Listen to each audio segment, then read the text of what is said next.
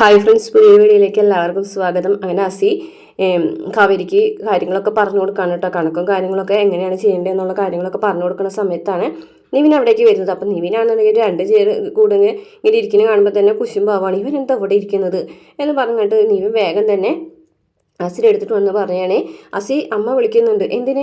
ചക്കപ്പഴം വറക്കുന്നതേ എങ്ങനെയാണെന്ന് പറഞ്ഞു തരാനായിട്ടാണ്. അതോ നീ വേഗം ചെല്ലുന്നു എന്നിട്ട് പിടിച്ച് വലിച്ചങ്ങോട്ട് പറഞ്ഞയക്കുകയാണേ. അതിനുശേഷം നിവിൻ അവിടെ ഇരിക്കുകയാണ് കേട്ടോ, കാവേരി എടുത്തിട്ട്. എന്നിട്ട് കാവേരിനോടാണെന്ന് വെച്ചെങ്കിൽ ഓരോ കാര്യങ്ങളൊക്കെ ചോദിക്കുകയാണ് കേട്ടോ. എന്തെങ്കിലും സംശയം ഉണ്ടെങ്കിൽ എന്നോട് ചോദിക്കാട്ടാന്നൊക്കെ പറയാണ് കേട്ടോ. കാവേരി ഇങ്ങനെ എപ്പോഴെപ്പോഴും ജോലി ചെയ്യണമെന്നൊന്നുമില്ല കേട്ടോ, ക്ഷീണമായി പോകും എന്ന് പറയുകയാണേ. അപ്പോൾ കാവേരി പറ അത്ര പെട്ടെന്ന് ക്ഷീണിക്കുന്ന ആളൊന്നുമല്ല കാവേരി എന്ന് പറയുകയാണേ. അപ്പോൾ പിന്നിട്ട് കുറേ കാര്യങ്ങളൊക്കെ ചോദിക്കാൻ കേട്ടോ. അതിനുശേഷം കാവേരി ചോദിക്കുകയാണേ, അതെ ഇത് ഈ ഹോം സ്റ്റേ ഇത്രയും വലുത് തന്നെയായിരുന്നോ? എത്ര വർഷമായി തുടങ്ങിയിട്ട് ചോദിക്കട്ടെ. ഇതൊരു 30 വർഷമായി. ഓഹോ, അപ്പോൾ നിവിൻ ജനിക്കുന്നതിന് മുമ്പാണല്ലേ ഇതൊക്കെ തുടങ്ങിയത്? അയ്യോ അല്ലല്ല, ഞാൻ ജനിച്ചതിന് ശേഷമാണ് തുടങ്ങിയത്. അതായത് എനിക്ക് 30 വയസ്സൊന്നും ആയിട്ടില്ല, എനിക്ക് 25 വയസ്സായിട്ടുള്ളൂ. ആണോ എന്ന് ചോദിക്കാൻ കേട്ടോ കാവേരി. അതെ, ഇത് ഇത്രയും വലുതായിട്ട് തന്നെയാണോ തുടങ്ങിയതെന്ന് ചോദിക്കുമ്പോൾ പറയുന്നുണ്ട്, അല്ല ഇത് ശരിക്കും അച്ഛൻ എവിടെയോ പോയപ്പോൾ ഇങ്ങനെ ഇതുപോലൊരു റിസോർട്ടിൽ താമസിച്ചപ്പോൾ അച്ഛനൊരു ഐഡിയ തോന്നിയതാ. അങ്ങനെ അച്ഛൻ വീട്ടിൽ വന്നിട്ട് ഞങ്ങളുടെ വീടായിരുന്നു ഒറ്റ മുറിയിൽ നിന്നാണ് ഈ ഒരു റിസോർട്ട് ആയത്. പിന്നീട് കുറച്ചായിട്ട് മുറികളൊക്കെ എടുത്തെടുത്ത് ഇത്രയും വലുതായതാണ് എന്നൊക്കെ ഇങ്ങനെ കാവേരിനോട് പറയാൻ കേട്ടോ. അങ്ങനെയാണല്ലേ എന്ന് പറഞ്ഞിട്ട് കാവേരി ഇങ്ങനെ മനസ്സിൽ എന്തോ ഉറപ്പിക്കുന്നുണ്ടേ. അതിന് ശേഷം നോക്കുമ്പോൾ രാജേശ്വരി വന്ന് നോക്കുമ്പോൾ രണ്ടുപേരും ഇങ്ങനെ സംസാരിക്കുന്ന കാണുമ്പോൾ രാജേശ്വരി അസിനെ വിളിച്ചിട്ട് ചീത്ത പറയാണ് കേട്ടോ. എടാ, നിന്നോട് ഞാൻ പറഞ്ഞിട്ടില്ലേ അവൻ്റെ മേലൊരു കണ്ണ് വേണമെന്ന്, നീ അങ്ങോട്ടൊന്ന് ചെന്നേന്ന് പറയാൻ കേട്ടോ. ശരി എന്ന് പറഞ്ഞിട്ട് അസി വേഗം അങ്ങോട്ട് ചെല്ലാണ് കേട്ടോ. അപ്പോൾ നിവിനെ വിളിക്കണ്ട, നിവിൻ ഇങ്ങോട്ടൊന്ന് വന്നേന്ന് വയ്ക്കാണ് കേട്ടോ. അപ്പോൾ നിവിനാണ് ദേഷ്യം, ഇവനെ കൊണ്ട് തോറ്റു പോടാ എന്ന് പറഞ്ഞിട്ട് ഇങ്ങനെ കാണിക്കുന്നത്. എടാ ഇങ്ങോട്ട് വരാൻ എന്ന് പറയാൻ കേട്ടോ. അപ്പോൾ നിവിൻ ഒരു മിനിറ്റ് എന്ന് പറഞ്ഞിട്ട് കാവേരി അടുത്തൊന്ന് പോകണേ. എന്നിട്ട് അസിയുടെ അടുത്തുകൊണ്ട് എന്താടാ നീ എന്തിനാടാ എന്നെ വിളിച്ചെന്ന് വയ്ക്കാണ്ടേ. ഇങ്ങനെ അമ്മ ശ്രദ്ധിക്കുന്നുണ്ട് ഇതൊക്കെ, മനസ്സിലായ? ആ പെണ്ണിൻ്റെ ജോലി കളയണോ? വേണമെന്നുണ്ടെങ്കിൽ ഇവിടെ നോക്കിയെങ്കിലും ഇരിക്കാം, അല്ലാന്നുണ്ടെങ്കിൽ ആ പെണ്ണ് വീട്ടിലിരിക്കും, മനസ്സിലായല്ലോ? ആണല്ലേ, അപ്പം വേണ്ടല്ലേ എന്ന് പറയും. വേണ്ട കേട്ടോ. അപ്പോൾ കാവേരിയാണെന്നുണ്ടെങ്കിൽ അതെ നിവിൻ എനിക്കൊരു സംശയം കൂടി ഉണ്ട് എന്ന് പറയും കേട്ടോ. അപ്പോഴേക്കും അസി പറയും, അതെ വേറൊരു സംശയം ഇവിടെ ശരിയാക്കി എടുക്കാനുണ്ട്, ആ സംശയം ഒന്ന് തീർത്തിട്ട് വരട്ടേട്ടാ എന്ന് പറഞ്ഞു കഴിഞ്ഞിട്ട് വേഗം നിവിനെയും കൊണ്ട് പോവുകയാണ് കേട്ടോ അസി. അപ്പം പിന്നീട് കാണിക്കുന്നത് നമ്മുടെ ജയബാലനാണെന്നുണ്ടെങ്കിൽ വീട്ടിലേക്ക് വന്നിരിക്കുകയാണ് കേട്ടോ. കാവേരി അരവിന്ദൻ്റെ വീട്ടിലേക്ക് വന്നിരിക്കുകയാണ്. അങ്ങനെ സംസാരിച്ചുകൊണ്ടിരിക്കുകയാണ് കേട്ടോ. എന്നിട്ട് ആൾ വലിയ കുശലം പറയുന്നത് പോലൊക്കെ പറഞ്ഞുകൊണ്ടിരിക്കുകയാണ്. വെറുതെ ഇതിലെ പോയപ്പോൾ ഒന്ന് കയറിയതാ, പിന്നെ എന്തായാലും അരവിന്ദൻ്റെ വീടല്ലേ, എനിക്ക് കയറി വരാതിരിക്കാൻ പറ്റൂലല്ലോ എന്നൊക്കെ ഇങ്ങനെ അയാൾ ഇങ്ങനെ പറഞ്ഞുകൊണ്ടിരിക്കുകയാണ്. കാവേരി എവിടെയാണ് ചോദിക്കട്ടെ. കാവേരി ജോലിക്ക് പോയി. പോയി തുടങ്ങിയോ? അത് ജയപാലേട്ടൻ പറഞ്ഞ പിറ്റേ ദിവസം തന്നെ പോയി തുടങ്ങിയെന്ന് അറിയും. ആണോ? ഞാൻ രാജിയെ വിളിച്ച് പറഞ്ഞിട്ടുണ്ടായിരുന്നു, പിള്ളേരെ എത്രയെന്ന് വിചാരിച്ചാൽ വീട്ടിലിരിക്കുന്നു, ജോലിക്ക് പോട്ടെ എന്നൊക്കെ പറയും കേട്ടോ. അതിനുശേഷം കുറച്ച് പൈസ എടുത്തിട്ട് കൊടുക്കാൻ കേട്ടോ. ഇത് പിടിച്ചോന്ന് പറയാം കേട്ടോ. അയ്യോ ഇതെന്തായാലും ചേട്ടാ, ഇത് അല്ല സോറി ഇതെന്താ ജയബാലേട്ടാന്ന് പറയാം കേട്ടോ. അല്ല അരവിന്ദൻ ഉണ്ടായിരുന്ന നാളിൽ എൻ്റെ കൈ കൊണ്ടല്ലേ ഈ വീട് കഴിഞ്ഞു പോയിരുന്നത്. അതായത് ഞാൻ തന്നതല്ല, അരവിന്ദൻ എനിക്ക് അയക്കുമ്പോൾ ഞാനാണല്ലോ ഇവിടെ കൊണ്ടു തന്നിരുന്നത്.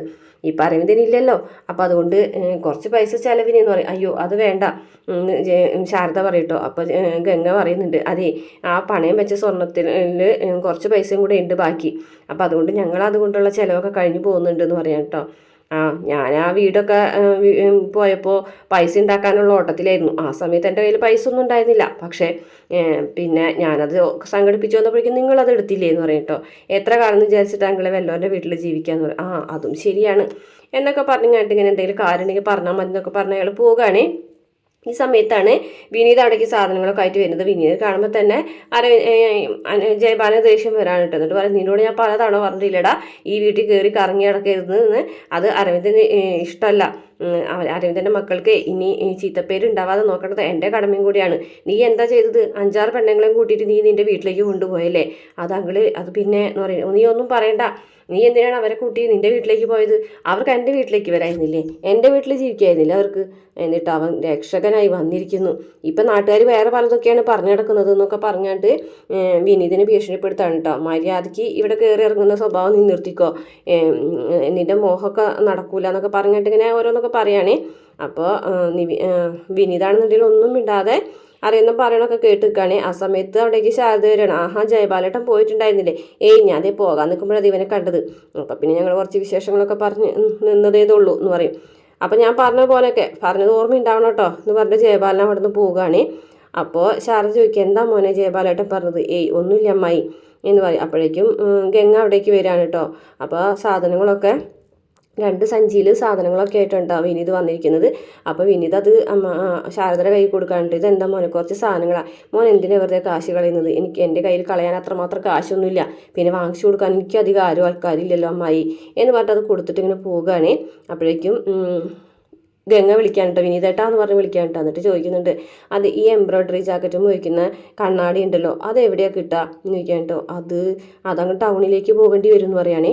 അപ്പോൾ പറയുന്നുണ്ട്, അല്ല ഇവിടെ അടുത്ത് ശിവക്ഷേത്രത്തിൻ്റെ അടുത്ത് തന്നെ ഉണ്ടായിരുന്നല്ലോ, ആ കട ഇപ്പോൾ പൂട്ടിക്കെടുക്കാന്ന് പറയും കേട്ടോ. അപ്പോൾ പറയുകയാണേ, അത് അവിടെ ഉണ്ടായിരുന്നവരൊക്കെ ആ കട പൂട്ടി വിദേശത്തേക്ക് പോയി എന്ന് പറയും. അപ്പോൾ ഞാൻ വാങ്ങിച്ചിട്ട് തന്നാൽ മതിയില്ലേ എന്ന് ചോദിക്കാൻ കേട്ടോ. അല്ല പറഞ്ഞു തന്നാൽ മതി, ഞാൻ പോയിക്കോളാം. അപ്പോൾ പറയും, വേണ്ട ഞാൻ വാങ്ങിച്ചിട്ട് തരാം, എനിക്ക് ഇടയ്ക്കിടയ്ക്ക് ആവശ്യമായിട്ട് വരും, അതുകൊണ്ടാണ് കട പറഞ്ഞു തരാൻ മതി എന്ന് പറഞ്ഞത്. അത് സാരമില്ല, ഇടയ്ക്കിടയ്ക്ക് ആവശ്യം വരുമ്പോൾ പറഞ്ഞാൽ മതി എന്ന് പറഞ്ഞിട്ട് ഇങ്ങനെ പോകുകയാണ് കേട്ടോ വിനീത്. പിന്നെ രാത്രി ഏറെയായിട്ടും കാവേരിനെ കാണാതാവുമ്പോൾ ടെൻഷൻ അടിച്ച് നിൽക്കുകയാണ് കേട്ടോ. അപ്പോഴേക്കും കാവേരി വരികയാണ്. അപ്പോൾ ഹായ് ഗേൾസ് എന്ന് പറഞ്ഞിട്ടാണ് വരുന്നത് കേട്ടോ. അതേ ഇവിടെ ഏറ്റവും മൂത്തൊരു ഗേളിനെ നിന്നെ കാണാണ്ട് വലിയ വിഷമാണ് ഗംഗ പറയട്ടോ. ആണോ എന്ന് പറയട്ടോ. അപ്പോൾ കാവേരി അമ്മേനെ നോക്കൂട്ടെ. എന്നിട്ട് പറയും, ആഹാ അമ്മക്കുട്ടിക്ക് എപ്പോഴാണ് എന്നെക്കുറിച്ച് ഇത്രയും ടെൻഷനായി തുടങ്ങിയത്, ഞാൻ അറിഞ്ഞില്ലല്ലോ എന്ന് പറയാൻ കേട്ടോ. അപ്പോൾ യമുനയും കളിയാക്കുന്നുണ്ട്, അതുപോലെ തന്നെ നിളമോളൊക്കെ കാവേരിനെ കളിയാക്കുന്നുണ്ടോ, വലിയ ഉദ്യോഗസ്ഥയായല്ലോ, അപ്പോൾ അമ്മയ്ക്ക് കാണാതിരിക്കാൻ പറ്റാത്തതുകൊണ്ടാവും അങ്ങനെയൊക്കെ പറയുന്നുണ്ട്. അപ്പോൾ കാവേരി പറയുന്നുണ്ട്, അതേ ഞാനേ ഒരു കാര്യം ചെയ്യാം എന്ന് പറഞ്ഞിട്ട് ബാഗ് തുറന്നു കഴിഞ്ഞിട്ട് ഒരു മിഠായി ഇട്ട് കൊടുത്ത് 2 മഞ്ചിട്ട് കൊടുക്കുകയാണ് കേട്ടോ. യമുനയ്ക്കും ഒരെണ്ണം നിളയ്ക്കും. 20,000 രൂപ ശമ്പളക്കാരിയുടെ കയ്യിൽ നിന്ന് 20 രൂപയാണ് ഇപ്പോൾ ചിലവായതെന്നൊക്കെ പറയാണ് കേട്ടോ. അങ്ങനെ പറഞ്ഞു കേട്ടോ അവർക്ക് 2 പേർക്ക് അത് കൊടുക്കുകയാണേ. അതിന് ശേഷം പറയാണ്, അതെ ഇപ്പോൾ ഞാൻ ജോലിക്കാരി എന്ന് പറയും. ഓഹോ ജോലിയൊക്കെ എങ്ങനെയാണെന്ന് നോക്കിയപ്പോൾ അടിപൊളി ജോലിയാണെന്ന് പറയട്ടോ. പിന്നെ രാജേശ്വരിയുടെ അടുത്തല്ല, ഞാൻ ചോദിച്ചു നോക്കട്ടെ രാജേശ്വരിയോട്. അമ്മ ചോദിച്ചു നോക്കിക്കോ, അതിനൊന്നും കുഴപ്പമൊന്നുമില്ല എന്ന് പറയട്ടോ. ഞാൻ ഗംഭീര പെർഫോമൻസാണ് കാഴ്ചവെക്കുന്നതെന്നൊക്കെ കാവേരി പറയുന്നുണ്ട്. അന്നേരം ശാരദ പറയണതേ, ഈ ചപ്പാത്തി ഉണ്ടല്ലോ എത്ര അടിച്ച് പരത്തിയാലും പൊറോട്ടയാവില്ല, അതുപോലെയാണ് നിന്റെ സ്വഭാവം മാറാനൊന്നും പോകുന്നില്ല എന്ന് പറയട്ടോ. അപ്പോൾ യമുന ചോദിക്കും, അവിടുത്തെ ഭക്ഷണങ്ങളൊക്കെ എങ്ങനെയുണ്ടെന്ന് ചോദിക്കുമ്പോൾ അടിപൊളി ഭക്ഷണങ്ങളല്ലേ, ഈ ചിക്കൻ തന്തൂരി, പൊട്ടറ്റോ റൈസ്, അങ്ങനെ കുറേ കാര്യങ്ങളൊക്കെ പറയും, വലിയ വലിയ ഡിഷിൻ്റെ പേരൊക്കെ പറയട്ടോ. അതൊക്കെയാണ് അവിടെ. കണ്ടു നിന്നിട്ടുണ്ടെങ്കിൽ അട്ടഹസിക്കാൻ തോന്നും. അട്ടഹാസോ? അതെന്താ ഭക്ഷണം കഴിച്ചാൽ എല്ലാവരും അട്ടഹസിക്കുമോ? അതല്ല പറഞ്ഞത്, ഈ ഭക്ഷണം കണ്ടു കഴിഞ്ഞാലേ നമുക്ക് തൊഴുതു നിൽക്കാൻ തോന്നും, അമ്മ അതിൽ ഭക്ഷണങ്ങളാണെന്ന് പറയട്ടോ. അപ്പോൾ ശാരദ പറയും, ആണോ, അതെ ഒരു 3-4 ചപ്പാത്തി ഇവിടെ കുറവാണ്, അപ്പം എൻ്റെ മോൾക്ക് ഇന്ന് ഭക്ഷണം വേണ്ടല്ലോ. അയ്യോ അമ്മയെ ചതിക്കല്ലേ, അമ്മയുടെ കൈ കൊണ്ടുണ്ടാക്കുന്ന ഭക്ഷണം പോലെ ആവില്ലല്ലോ ഒരു ഭക്ഷണം. പിന്നെ ഞാനൊരു കാര്യം പറയട്ടെ, പണ്ട് അച്ഛൻ ഒരു ഹോം സ്റ്റേൻ്റെ കാര്യം പറഞ്ഞിട്ടില്ലേ എന്ന് ചോദിക്കുമ്പോഴേക്കും ശാരദ അടുക്കളയിലേക്ക് ഓടി പോകണം. അയ്യോ എൻ്റെ സാമ്പാർ എന്ന് പറഞ്ഞിട്ട്. കണ്ട സാമ്പാറിൻ്റെ മുരിങ്ങക്കോലിനുള്ള വില പോലും എനിക്കില്ലേ വീട്ടിൽ എന്നൊക്കെ കാവേരി പറയാൻ കേട്ടോ. അപ്പോൾ ചേച്ചി എന്താ പറഞ്ഞതെന്ന് യമുന ചോദിക്കാൻ കേട്ടോ. ഹോം സ്റ്റേയില്ലേ, ഞാൻ ഈ രാജേശ്വരി റിസോർട്ടിൽ ജോലിക്ക് പോയത് എന്തിനാണെന്ന് വിചാരിക്കുന്നത്, എല്ലാ കാലവും അവിടെ റിസപ്ഷനിസ്റ്റായിട്ട് ഇരിക്കാൻ വേണ്ടിയിട്ടാണെന്നാണ്? അല്ല, ഞാൻ അവിടെ ചെന്നിട്ട് കാര്യങ്ങളൊക്കെ പഠിക്കാൻ വേണ്ടിയിട്ട് പോയിട്ടുള്ളതാണ്. അപ്പോൾ നമുക്ക് ഈ വീട്ടിൽ ഒഴിഞ്ഞെടുക്കുന്ന കുറച്ച് മുറികളൊക്കെ ഉണ്ടല്ലോ, ആ മുറികൾ വൃത്തിയാക്കിയിട്ട് ഹോം സ്റ്റേ ആക്കാം എന്നും ചേച്ചി ഇങ്ങനെ തുന്നൽ നടത്തിയും, അതുപോലെ ഞാനിങ്ങനെ റിസപ്ഷനിസ്റ്റ് ആയിട്ടൊക്കെ ജീവിച്ചാൽ മതിയോ, നമുക്ക് അച്ഛൻ വിചാരിച്ച പോലെ നല്ല നിലയിലെത്തണ്ടേ, അതിന് വേണ്ടിയിട്ട് നമുക്ക് കാര്യങ്ങളൊക്കെ നമ്മൾ വിചാരിച്ച രീതിയിൽ നടത്താം എന്നൊക്കെ പറയാണ് കേട്ടോ അവർ. അപ്പോഴേക്കും ശാരദ വരികയാണ് കേട്ടോ. നീ എന്താ നേരത്തെ പറഞ്ഞത് അച്ഛൻ്റെ കാര്യം? അല്ല ഹോം സ്റ്റേ ഇല്ലേ എന്ന് പറയും കേട്ടോ. ഹോം സ്റ്റേ എന്ന് പറയും. അപ്പോൾ ഒരു പരിചയമില്ലാത്ത ആൾക്കാരെ വീട്ടിൽ കൊണ്ട് താമസിപ്പിക്കാനോ? അത്രയാണ് കേട്ടോ ഇന്നത്തെ എപ്പിസോഡിലുള്ളത്.